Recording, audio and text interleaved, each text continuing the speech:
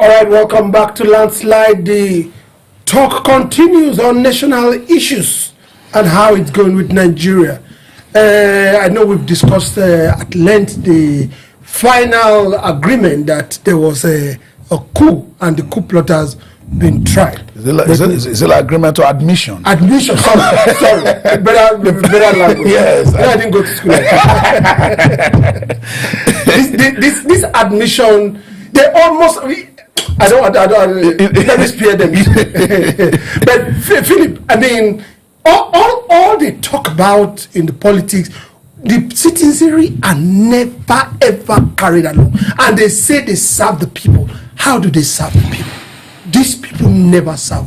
I mean, we saw Wike and Tinubu at the airport. They were exchanging pleasantries, talking between themselves. There's been rumor of a fracas, who is the leader of APC, who is not the leader of APC in River Street. These people, should we ever trust them?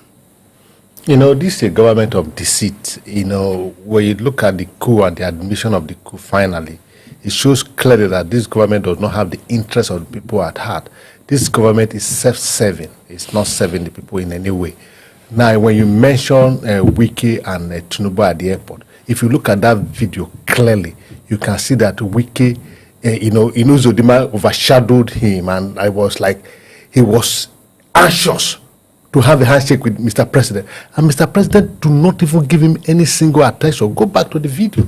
It shows clearly that what Bala said, that the president and the entire APC are comfortable that Similai Fuba is in 001 of APC in River State, is what the president accepted. Wike is now struggling to come back to his position in the president. If it were to be before, when they are at the airport to see the president off on his international trip, Wike would be in a very vintage position. If you look at it, he was the last person on the queue to have a handshake with Mr. President. And when Mr. President got to Uzodima, because Uzodima was before him, it was like Mr. President behaved as if there was no other person.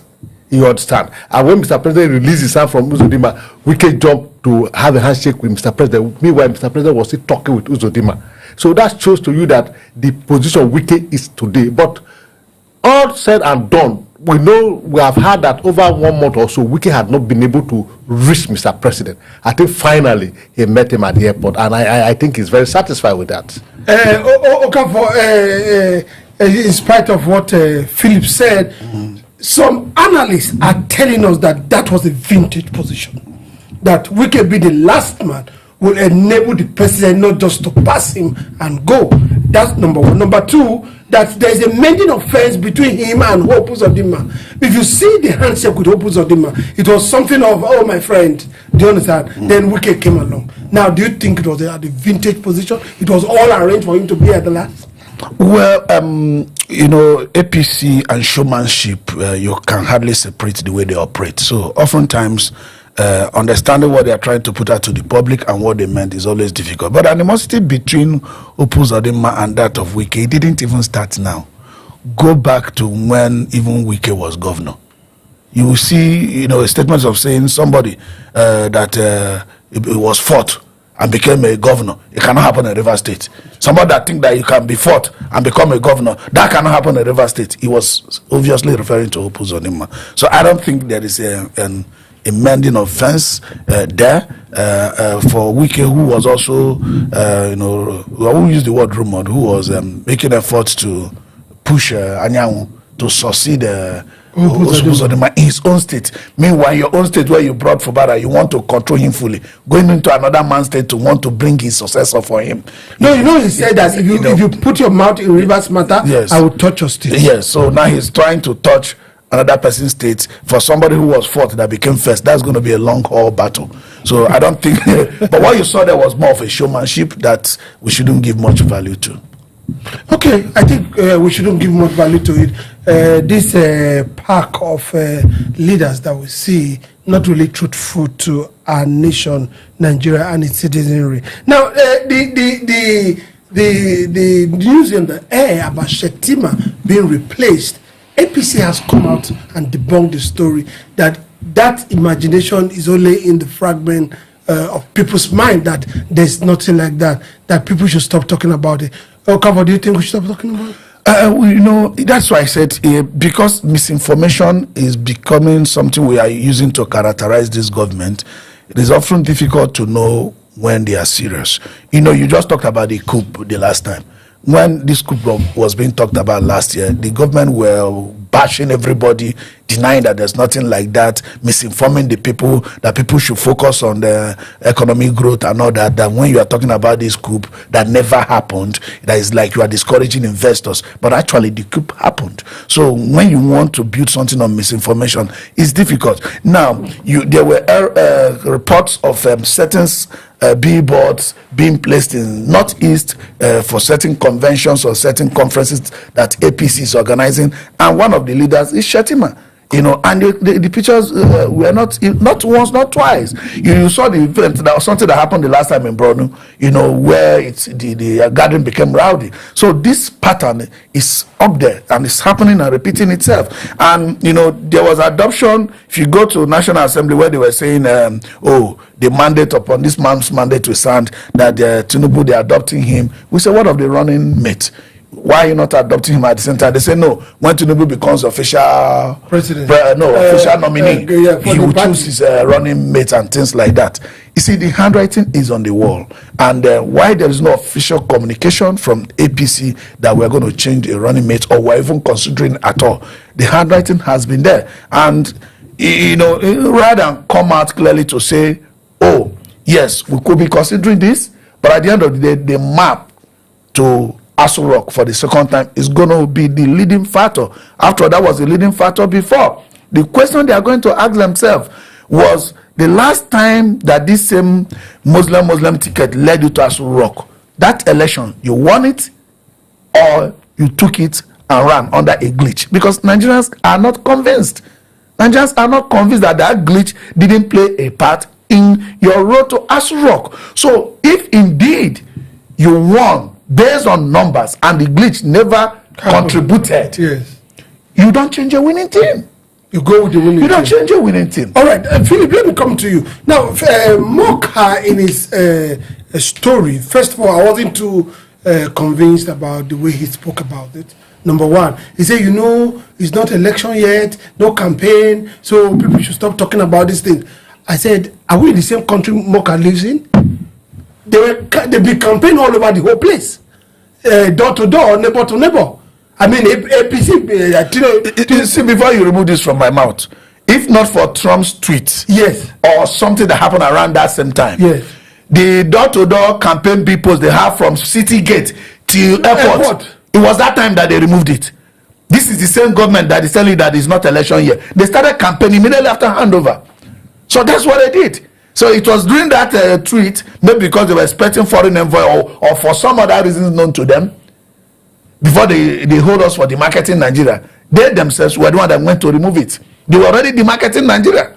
So Philip Moka coming and now saying that people should stop talking about all the permutations have been everywhere about the president and the vice president ticket running together, that President Tinubu and Shetima.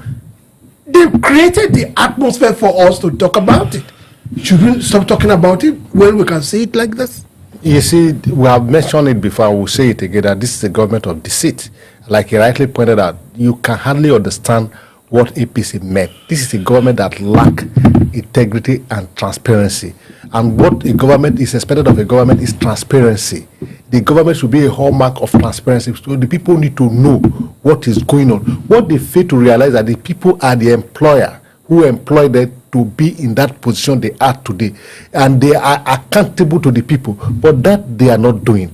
Now, coming to the issue of Shetima, whether he's going to be running me to Tinubu or not, it's a constitutional right of Tinubu to choose who run with him or who will not run with him. But again, there's this speculation from the north that, look, leave Shetima out of your ticket and lose our vote. And the government is really that from the north or from the northeast. See, the government of today, they are really confused. Whether it's from the northeast or from the north, it's the entire north. The government does not even know, because two things is holding the government into ransom in the issue of Shetima. as a running mate. One, the religious aspect of it, that's the Muslim aspect of it. Secondly, the area he came from. Now, what is the sin of Shetima?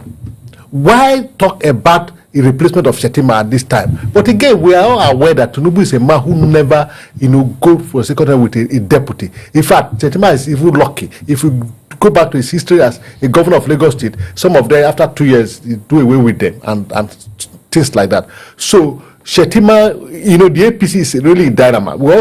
It's also a record that there's speculation that, like he said, you don't, change a winning team. But apart from not changing a winning team, there's also a condition, because they are having talks with the American government that, look, for you to convince us that the Christian are safe in this country, your running mate has to be a Christian from the north. And that is why we had last week that people have been penciled that the Reverend Catholic Bishop, Reverend Matthew Kuka, was penciled as a running mate. The present day, Minister of Defense, Christopher Musa, and then Dogara and all of them, they have been penciled out because they are Christian from the north. But again, when you now shortchange the Muslim, how will they now feel? So it is, they are only trying to douse tension. When a rumor is being emanated from this, government, know that is the truth. Especially, for example, the one we just discussed, the coup that was supposed to be rumor is now being confirmed and admitted by the government that there was a coup. So, in no time, we will know that Tinubu is not willing to run with Shetima. It's just a matter of time. Okay, he mentioned the whole northern states trying to queue behind Shetima. But there are other theories as well that are going on. As it ought to be, power is supposed to return to the north by 2031, if I'm quite correct. And there are other big political guys that are emanating. For example, Bago. These are not things that are hiding. The NSA, Nuhu Rubadu, the Kaduna State Governor, Sani Uba, all of them are also lining up for 2031. Now, as we see it, they are also trying to build a political dynasty so that things can fit properly. Somehow, some way, don't you think they will support the president bringing a northern Christian? Northern Christian. Well, yeah, there are many demographies to that. I started by saying first, the Muslim ticket that was flown in 2023, are they sure that without the glitch they would have gone to Aso Rock? If they were sure, it's by numbers. There is no politician that would change a popular formula. No politician, okay? Except, and the only language where the politician understand that popular formula is not popular is by not being popular. Do you understand? So if that gives them the numbers they want, they are going to retain it. But the question is, can they give the number they want? Depending on what their opponent is going to be. The opponent of 2023 is not going to be the opponent, might not be the opponent of 2027. Now, let's leave 2031 out of it first. It's about votes for 2027. You look at the Christian demography in the north, they are not as populous as the Muslim demography in the north, certainly. But what will be their vote? Will those people line up with the other candidate, the opposition, simply based on religious belief? To change it. Yeah. Now, talking about the narrative he talked about representation of a Christian at the upper echelon, that was fundamentally wrong, no doubt about that, in the 2023. But the option of Atiku and Okowa that has that representation, what the people do about it. Then the option of P2B and Dati that has that representation, what the people do about it. P2B claimed he won that election. So if that of P2B actually won that election the way they claim, it means that this Muslim ticket is not giving them the numbers that they think is giving them. Removing that glitch, is that ticket giving them the population they expect from that? Removing if there's a transparent online mandatory electronic transmission of result today, can Tinubu Shetima ticket be the most populous ticket? If yes, you don't need to change it because they've already started that. But if no, they might need to change it. But now let's come to representation. Yes, there's something fundamentally wrong in having a Christian as a president, a Christian as a vice president in a country where you have religious demography of Muslims being, very, very high. So it is if you reverse it. Because what we see today and say it's okay, we're going to see it sometime in the future. So we think representative democracy is about representing demographies. Population, religion, ethnicity in some form is part of the whole thing. That is why you see all the service chiefs, all cannot be Yoruba. All the service chiefs, all cannot be Hausa. All the service chiefs, all cannot be Yoruba. There must be representation. You can't deny it. Democracy is about representation. A Christian needed to be represented at the top echelon. Okay, all right. We'll put a little that on the side and look at the situation in Kano. The situation is really on the middle. Some commissioners resign. Some House of Assembly follow the governor. I mean, so much. Do you think is sustainable in Kano with Governor Yusuf? We have discussed this issue before. When this is the second time it's happening in Nigeria. The first was in Bayelsa. May so rest in peace. A Senator Erudapo refused to defect with Diri to the APC then, and we advocated that as a matter of fact, the ticket that brought them into office was a PDP ticket. Since Erudapo is the only PDP man that should go to court and claim the mandate, but that never happened until he passes on. Now we are in Kano, and Kano is a very volatile place, and we have Kwakwanso, who is the leader of that Kwakwisia that produced the governor. If the deputy governor, who is a seasoned politician, because if you look at him, he's been in the corridor of power since 1996, so he knows what it takes. You see, it is very clear that the requirement for you to be governor is that you must be in Nigeria, you must be an adult, you must belong to a political party, and the political party must sponsor you to become for an election, and you are elected. If you are jettisoning that political party, and it was in this country that the Supreme Court said that it is party that stands for election. In case of Rivers State, Amaechi and the INEC, and they made Amaechi the governor of Rivers State. So if the ticket that produced the present government of Kano State from NNPP, and we still have an NPP deputy governor, then the governor has left NNPP, so the deputy governor should take a step to become the governor of Kano State. So the days ahead are interesting. I know it's been speculated that, because the entire house is now APC, because the house were 24 member NNPP, 2 passed on, and 22, the remaining 2 defected with the governor to APC. And you have 14 before, so it's now a complete APC. That what may happen is impeachment or something like that. No.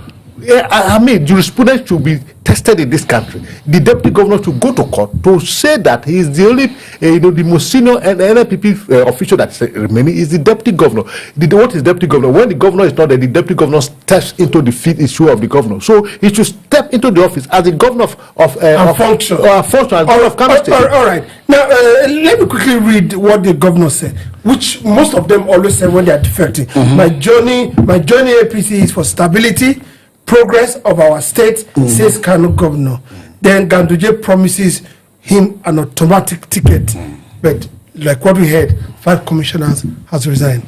I mean, this is always their reason for joining. When has it become that in this country? The greatest atrocity happening in our democracy today is this defection. During the election, the people choose the party they want. They choose the candidate they want to carry out the manifesto of that party, because the vote, according to our Supreme Court judgment, belongs to the party. So the governor or whichever candidate that is choosing as at that time is to administer the party's manifesto. And the people would choose and reject the other party. Then after they have chosen you, handed over their mandate to you in trust, you will not take the mandate and go and give to the party that the people rejected at the polls. It's atrocity against the people. It's atrocity against our democracy. That is why the court held that when you lose, when you decamp from your party, you have lost your seat. Because the intention of the people has been breached. They have been shortchanged. So But the fact that the governor has moved, it happened in Bayelsa, like he said. The governor stopped being the governor. The deputy governor, who still remain with the mandate of the people, should become the governor. This thing has to be so. Because the party that sponsored your candidacy is not the new party you have moved to. It's not the new party. What happens to the people? It's not like the party that sponsored your candidacy is no longer in existence. The party that sponsored your candidacy is still in existence. And the people that voted you are still in existence. You take over the mandate, you go to the party that they rejected at the polls. That is against any democratic principles. Against any democratic principles. It's atrocity against the people, atrocity against democracy itself. All right. Maybe one day we'll study the judgment of the Supreme Court that said the party is the one that wins election, not the individual. Of course, we've seen it in Rivers State during the Amici period.